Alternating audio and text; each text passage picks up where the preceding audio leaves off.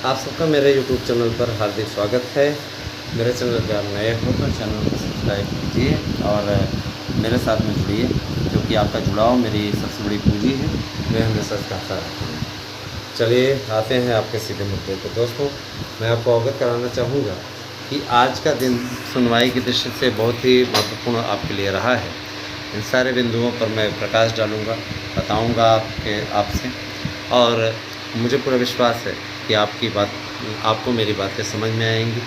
और मैं आपसे यह भी कहना चाहूँगा कि आपको मार्गदर्शन अकादमी पर और ASM न्यूज़ पे अब कुछ कॉमेडी वीडियोज़ भी मिलेंगे। हालांकि बहुत जल्दी ही हम लोग अपने तीसरे YouTube चैनल पर थोड़ा प्रगति पकड़ाएंगे, लेकिन अभी हम थोड़ा इधर ही फोकस कर रहे हैं। मैं ज़रूर कहना चाहूँगा कि आप लोगों को YouTube चैनल ASM न्यूज़ और मार्गदर्शन अकादमी के माध्यम से सबसे सटीक जानकारी मिलती है। आप हमारे साथ में जुड़िए। और कल के विश्व कप हारने से मैं बहुत आहत हूँ, जो बेहद कष्ट है। हालांकि समय के साथ घाव भर जाएगा, है ना। कुछ लोग अफवाह उड़ाए हुए थे कि क्या कहते हैं, रोहित शर्मा ने संन्यास ले लिया, तो संन्यास नहीं लिए हुए हैं। इस प्रकार से उनके विरोधी ही अफवाह उड़ा रहे हैं, जो उनको हराने में साजिश रचे। हराने में कहीं न कहीं टीम के अंदर खाने से ही, है ना, कहना नहीं चाहिए, अंदर खाने से ही एक साजिश थी।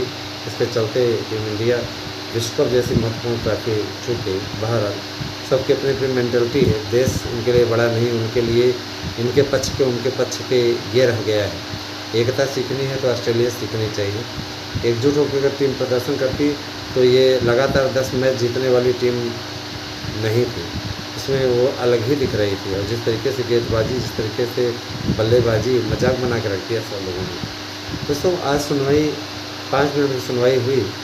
5 मिनट की सुनवाई में माननीय सर्वोच्च न्यायालय ने हलफनामे को एक्सेप्ट कर लिया और इन लोगों से कहा है, ध्यान दीजिएगा, इन लोगों से कहा है कि आप लोग हमारे पास, ध्यान दीजिएगा, 28 नवंबर को आइए, हम फैसला लिख कर रखेंगे, उस दिन हमें को सुनाना रहेगा। तो 28 नवंबर को डिसीजन हो जाएगा प्राइमरी के लिए आप पात्र हैं कि नहीं पात्र हैं। इतना जरूर जान लीजिए, कोर्ट ने उस दिन के लिए नियमों को बनाने और नए नियम किस तरीके से लागू किए जाएँ, सबके सुझाव देने के लिए बुलाया है। कोर्ट ने कहा है कि B.Ed डिग्री धारकों को प्रवेश दिया जाए और उनके साथ जो अन्याय हुआ है उसे निश्चित रूप से उस अन्याय से उन्हें मुक्त किया जाए। अगर 6 से 8 तक में पढ़ाने के लिए वो पात्र हैं और BTC को ट्रेनिंग देने वाला B.Ed अर्हताधारी होता है, जाहिर सी बात है B.Ed को सम्मिलित किया जाए। प्राइमरी में किसी प्रकार कोई आपत्ति नहीं है। जो कोर्ट की आपत्तियां थी उसे दूर किया जाए और दूर करके निश्चित रूप से उसे लागू किया जाए। तो मित्रों, अगर देखा जाए तो ये बहुत बड़ी सफलता है, बहुत बड़ी बात है कि आप लोगों को इसमें एंट्री मिलने जा रही है। किसी प्रकार कोई दिक्कत नहीं है, किसी प्रकार कोई समस्या नहीं है। निश्चित रूप से सब अच्छा होगा, इस बात के लिए मैं आप लोगों को बता देना चाहता हूँ। और इतना ज़रूर भी कहना चाहूँगा कि जितने लोग शुभचिंतक हैं, है ना, वे सभी अच्छा करें। हमारे चैनलों के साथ ज़्यादा से ज़्यादा सदस्य जुड़ें, कि आपका जुड़ाव, आप लोगों के जुड़ना बहुत ही आवश्यक है। 38,000 पदों पर सुनवाई करते हुए कोर्ट ने कहा कि 38,000 पद ये B.Ed डिग्री धारकों के हैं और B.Ed डिग्री धारकों को सीधी प्रतियोगिता में अगर पराजित कर सकते हैं तो खुली प्रतियोगिता में आकर के सदर शिक्षक पराजित करें और उनके लिए अलग मानक नहीं बनेगा। पिछली बार हम लोगों ने बहुत ज़्यादा इग्नोर कर दिया था, बहुत ज़्यादा देख लिया था। इस बार हर हाल में आपको करके लाना है। और एक चीज़ और कि इस बार आप लोगों को इग्नोर नहीं कर सकते हैं। B.Ed वालों को सम्मिलित कीजिए और उनको भी सम्मिलित करिए। उनके बीच में एक प्रतियोगी परीक्षा कराइए जो कि एक समान होनी चाहिए। उसमें किसी प्रकार का वेटेज, किसी प्रकार की नौटंकी नहीं होनी चाहिए। और सीधे परीक्षा करा के उसके बाद नियुक्ति इनको दीजिए। 31 जनवरी तक की इन्होंने तिथि निर्धारित कर दी। ये बहुत अच्छी चीज़ है कि 31 जनवरी तक की तिथि निर्धारित हो गई है और अब बिल्कुल सीधे मान लीजिए मुद्दा समाप्ति की ओर है। आप लोग एकदम बहुत ही अच्छी स्थिति में पहुंच रहे हो दोस्तों। तो अगर देखा जाए तो ये बहुत बड़ा प्लस पॉइंट है। बहुत दिनों का इंतज़ार जो आप लोगों का था। साथ ही साथ प्राइमरी में B.Ed वालों की एंट्री तो सुनिश्चित हो ही गई है। 38,000 को TGT PGT मिल ही रहा है। इसकी TGT PGT की भी डेट उन्होंने घोषित कर दी है कि 28 फरवरी तक भर्ती प्रक्रिया पूरा करके हलफनामा दाखिल करें।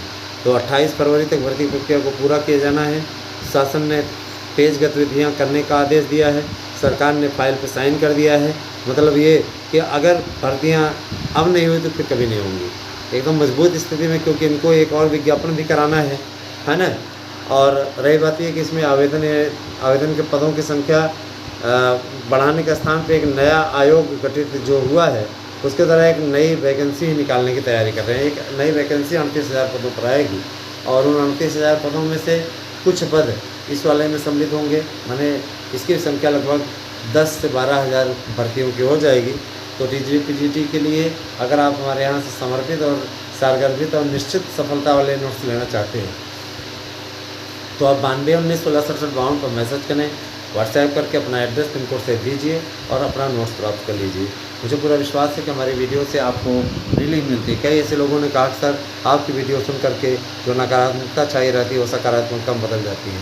हमारा यही प्रयास ही रहता है दोस्तों, हम आपका बुरा नहीं होने देना चाहते, हम आपका अच्छा होने देना चाहते हैं। जिन मित्रों को नोट्स अभी तक नहीं मिले उन्हें मैं बता देना चाहता हूँ, प्रैक्टिस सेट प्रश्न बैंक और MRC इत्यादि के प्रकाशन में विलम्ब हो गया था, जिसके चलते आप लोगों के एक्स्ट्रा चीज़ें भेजने के कारण से है ना हमारा नोट्स पहुंचने में विलम्ब हुआ।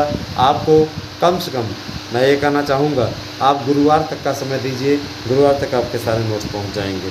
तो आप बने रहिए हमारे साथ में, गुरुवार तक का इंतज़ार आपको करना पड़ेगा। आज सोमवार है तो गुरुवार तक का आप वेट कीजिए, आपको निश्चित रूप से नोट्स मिल जाएगा। आप हमारे साथ बने रहें दोस्तों। और रही बात ये देखिए, सफलता असफलता जीवन का हिस्सा है। आज लास्ट दिन है और आज अगर हियरिंग शुल्क लोगों की नहीं जमा होती तो आज नाम कट जाएगा। हमने बता दिया, बाकी मान